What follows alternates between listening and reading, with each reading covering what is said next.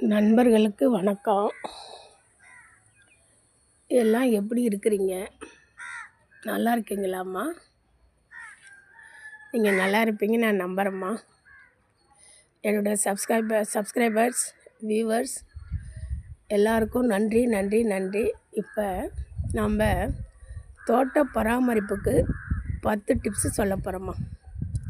1 2 இல்லை, 10 டிப்ஸு. கடைசியில் ஒரு டிப்ஸு உங்களுக்கு ரொம்ப முக்கியமாக காத்துட்ருக்கு. இது ரொம்ப உங்களுக்கு பயனுள்ளதாக இருக்கும். பொறுமையாக கேளுங்க, ஸ்கிப் பண்ணாதீங்க. பாயிண்ட் நம்பர் 1, மண் ஆரோக்கியமாக இருக்கணுமா. மண் ஆரோக்கியமாக இருக்கணும். அந்த மண் கூட நம்ம ஒரே மண்ணில் வைக்கக்கூடாது, 2 வித மண் கலந்து வைக்கணும். தோட்ட மண், எம்சாண்டு எதையிலும் கலந்து வைங்க. ஏற்கனவே ஆரோக்கியமான செடி வளரன்னு ஒரு மண்ணை பற்றி வீடியோ போட்டிருக்கேன் பாருங்கள். பாயிண்ட் 1, மண் நல்லா இருக்கணும். 2வது தண்ணீர்மா. தண்ணீர் நம்ம ஊற்றணும். தண்ணி எப்படி ஊற்றணுன்னா, மதிய நேரத்தில், நல்ல வெயில் நேரத்தில் ஊற்றக்கூடாதும்மா. ஏன்னா செடிக்கு இருக்கிற மண் சூடாக இருக்கும், வேர் பட்டு போகும். ஒன்று காலையில் செய்யணும், ஒரு 8 9க்குள்ளே, இல்லையா சாயந்தரம் 4:30 5 மணிக்கு மேலே செய்யணும். அதை பார்த்துங்க, அது ரொம்ப முக்கியம். தண்ணி தோட்டத்திற்கு காலை அல்லது மாலையில் தான் ஊற்றணும். டிப்ஸு 3மா, செடிகளில் பழுத்து இலைகள் பழுத்து போனது முத்தின இலைகள் இருந்தால் நம்ம அதை கிள்ளி விட்டுடணும்.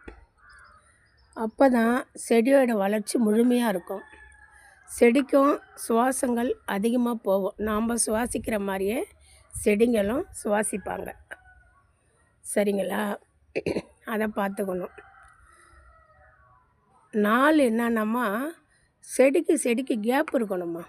ஒரே தொட்டியில் நாம் 4-5 செடி வச்சா செடி என்னாகும், ஒன்றா முழுசாக வளராது. சத்து பிரிகிறதுனால ஒரு செடியோட வளர்ச்சி இன்னொரு செடிக்கு போகிறதுனால செடிகள் பாதிக்கும். ரொம்ப அகலமாக, வாய்ப்பற அகலமாக இருந்தால் வேணால் நம்ம ஒன்று வச்சு இன்னொன்று வைக்கலாம்.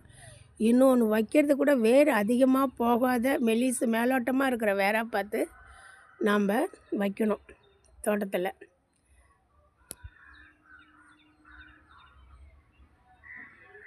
அடுத்து டிப்ஸு 4மா, நம்ம இயற்கையாக தான் அவங்களுக்கு மருந்து கொடுக்கணுமா. நம்ம வீட்டில் வேஸ்டேஜ் எல்லாம் ஒரு வாரம் சேர்த்து வச்சுருந்தாலே நமக்கு அதில் நிறைய ஃபேக்ட்ரியாக்கள், நன்மை செய்கிற ஃபேக்ட்ரியாக்கள் உருவாகும். நன்மை செய்கிற ஃபேக்ட்ரியா, அதனால் செடிக்கு வளர்ச்சி அதிகம். அந்த மாதிரி வேப்ப எண்ணெய், காதி சோப்பு கூட நேச்சுரல் தான். ஒரு செடியில் வெள்ளைப்பூச்சி வந்துட்டுன்னா வேப்ப எண்ணெயும் காதி சோப்பையும் 2யும் மிக்ஸ் பண்ணி லைட்டாக தண்ணி தெளித்தா நமக்கு அந்த வெள்ளைப்பூச்சி போயிடும். அதுவும் இயற்கையான முறையில் தான் நம்ம பூச்சி மருந்து தெளிக்கணும். 4 5 செடிங்களுக்கு சூரிய ஒளி இருக்கணும். சூரிய ஒளி ரொம்ப முக்கியம். அதை எப்படின்னா, நம்ம செடி வாங்கி நம்ம வைக்கிறோம்னா அதை மாற்ற ஒரு நர்சரியில் ஒரு செடி வாங்கிட்டு வரோம். அதை நம்ம தொட்டியில் மாற்றுறோன்னா டைரெக்டாக வெளிச்சத்தில் வச்சிடக்கூடாதும்மா.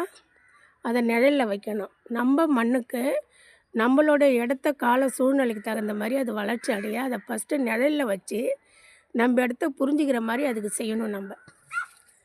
அதனால் நிழலில் ஒரு 10 நாள் 5 நாள் வச்சுருந்து அதுக்கப்புறம் தூக்கி வெயிலில் வைக்கணும்.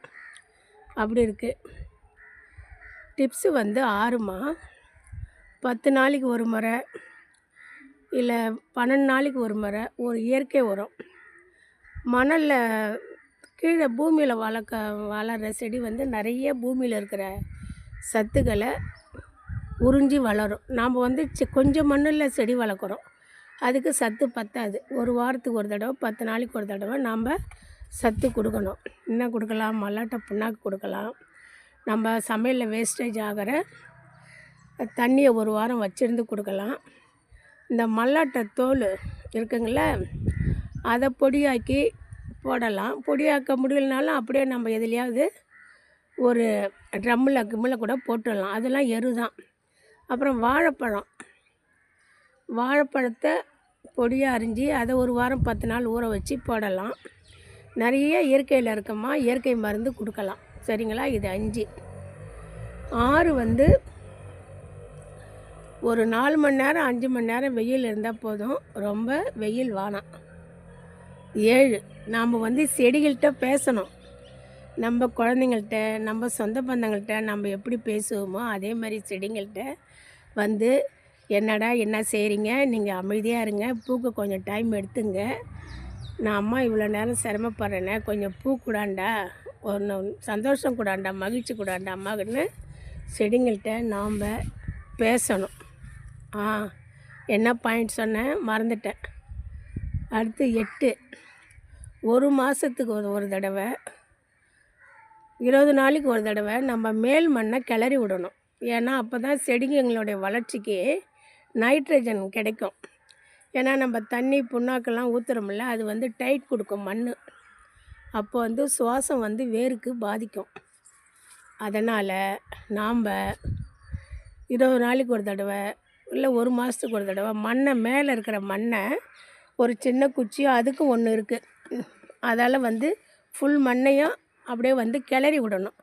ஃபுல்லுன்னா நம்ம 1 இன்ச்சு 2 இன்ச்சு வேலையை நம்ம வந்து செஞ்சால் போதும்.